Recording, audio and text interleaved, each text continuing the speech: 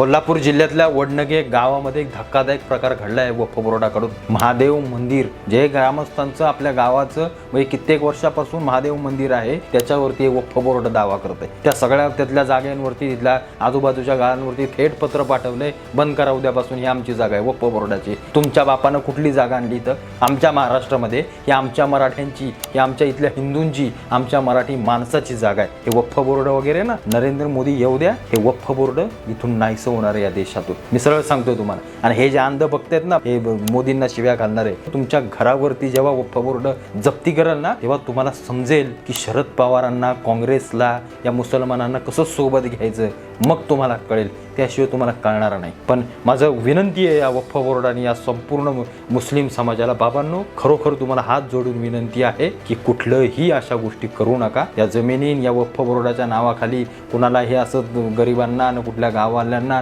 कुठलीही जमीन घेऊ नका, यातून काहीही साध्य होणार नाही। तुमचा जो तुमच्या सगळ्या गोष्टी तुमच्या डोक्यामध्ये टाकलेत ना त्या फार चुकीच्या आहेत, माझं वैयक्तिक तुम्हाला म्हणणं आहे। आणि वक्फ बोर्ड हा रद्द झालाच पाहिजे आणि तो होणारच।